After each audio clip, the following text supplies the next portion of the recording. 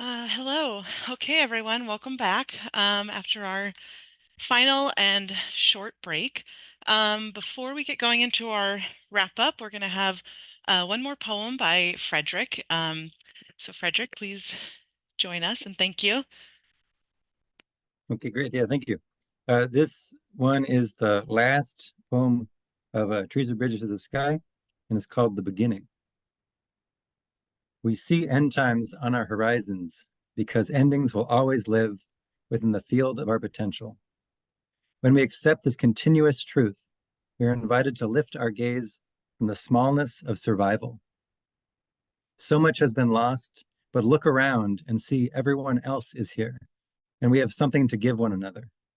Each of us has unlimited kindness, attention, curiosity, generosity, as well as hatred, greed, violence. Everything you believe in exists in this single shared moment. We are fruit. We contain the seeds of all possible futures.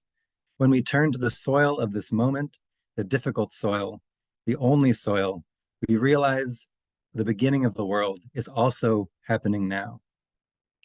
Planting seeds will never be an end, but it will always be a place to begin. Thank you. That was beautiful. Thank you, Frederick. Before I hand it off to Jennifer Jewell, I just wanted to share a few thoughts and comments that I've been thinking about over the last 2 days.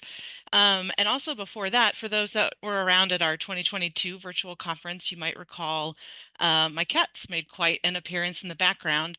And so Cheddar is just here and he wanted to pop up and say hi. And his brother Finley is doing well as well.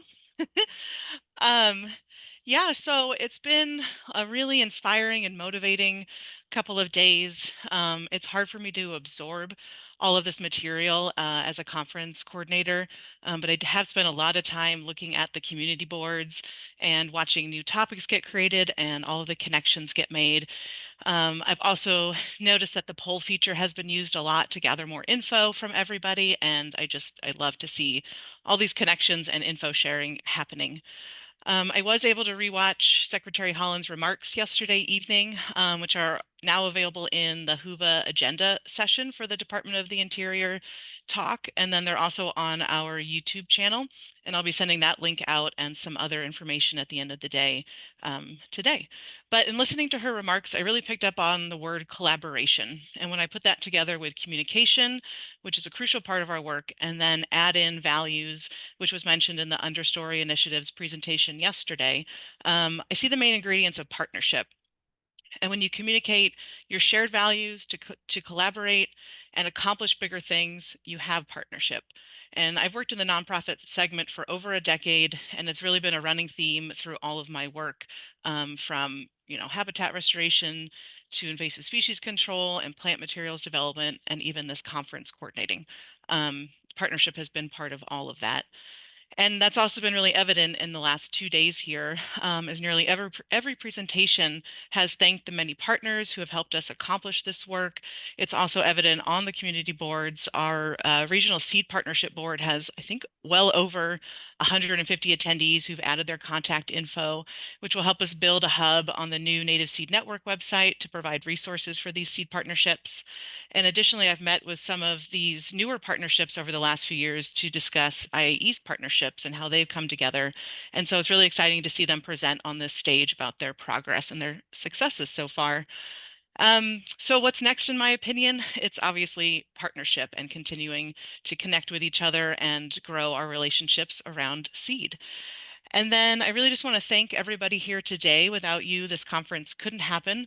This is the third conference I've helped organize, and that's a feat that I couldn't do without partners, including the expertise from our program committee and the essential help from my colleagues at Institute for Applied Ecology. And I really want to call out Morgan Franke, who has been really helping us the last few days. Okay. I guess I'm feeling emotional. And so with that, I'd like to ask Jennifer Jewell to come back and provide her insights as well. Thanks, Jennifer.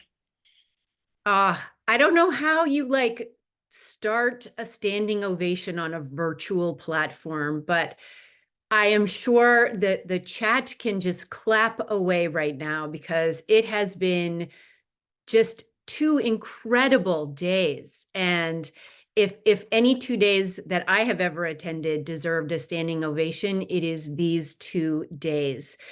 So thank you and kudos to IAE and the Native Seed Network, but very especially to Alexis and Morgan, who have been dedicating their life to not only this conference, but already the next conference. So we can't be more grateful for the really fertile environment you have presented for all of us.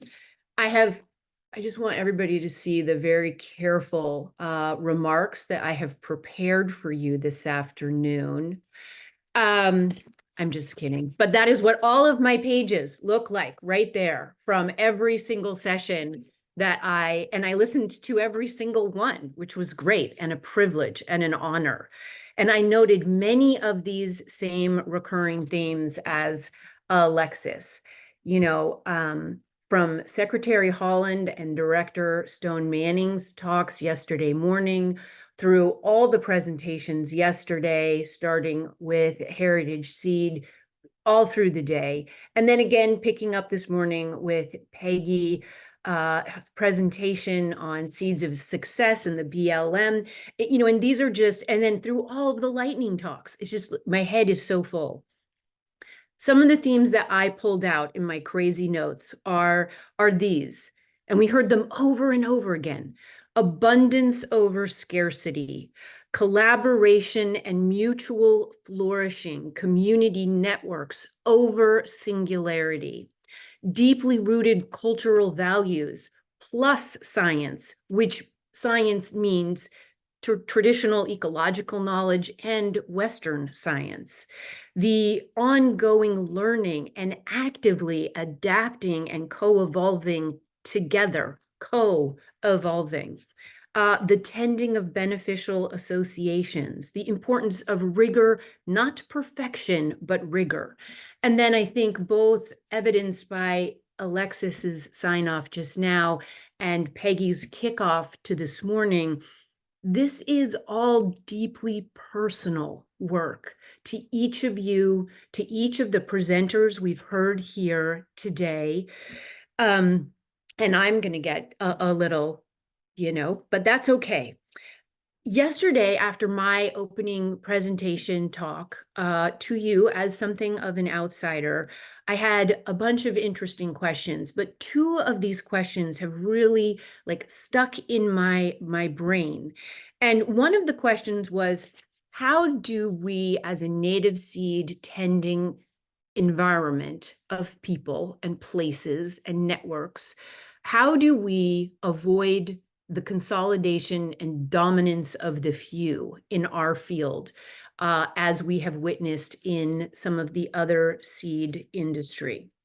The second question was, are people preserving the fungi and beneficial bacteria mycorrhizal relationships that so many of our seeds we know, all of our seeds we know, also need to thrive? And this was reiterated over and over today, answered for us very specifically by Liz in a beautiful presentation, but also by Aaron, reminding us that we have to pay attention not just to the surface, but to the underworld and the overstory. And we need so I'm coming back to those 2 questions. They sort of have these metaphysical and philosophical implications for us all. I think these last 2 days, with the huge number of you presenting and each one of you thanking all of the people who have led to your work, that is the answer to how we avoid the domination, capitalistic, top-down mindset, is we make sure, and this is the answer to the second question about, are we preserving all of the beneficial associations in these networks? We are the beneficial associations. So as long as we, as a multitude, continue to tend to these networks, we make sure that we avoid the wrong answer to the first question, which would be dominance and consolidation. And there are so many challenges I kept noting as well. Plastics, invasives, the difficulty of educational capacity building and support, how to innovate when a lot of that is trial and error and learning. And, we need all of the people from the Fed down to the small businesses to the farmers. Thank you so much for that incredible research, Marissa Lane Massey. I was on fire with that one. And we need all of the places, right? So we need Montana to Florida to the Northeast to Canada to Hawaii. We need us all. And we need all of the networks and strategies at play and building as we are seeing them. It is through persistence and this collective, this cross-pollination and the importance of this communication that we will see these networks thrive. And as much as the valuable, and we are grateful, the valuable influence and importance of the Department of the Interior and BLM and Forest Service and National Wildlife Foundation, as important as they are not as important as every single one of you sticking with this to the best of your ability. And when you look at the chat and the support and the encouragement of everybody to one another, that is how we tend to this huge biodiversity. I want to finally end with the importance of two things. The importance of humor. I think the funniest statement I heard in the entire 2 days came from John Campanelli, I want to say, and him saying that motivating bureaucracies can be a challenge. I laughed out loud.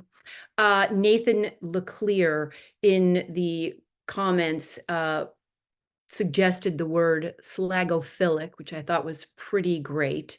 And who was it that said, maybe it was Aaron who said, it's not a good year to be a plug. Humor is important, even in all of this daunting challenge before us. And finally, I want to really acknowledge the presence of Frederick, who reminded us again and again that we need poetry and the artists and the heart, because this is a beautiful dance of coevolution. And you are all the seeds, you are all the beneficial mycorrhiza, and blessings on the next conference. Thank you. Yes, thank you, Jennifer, and thanks everyone.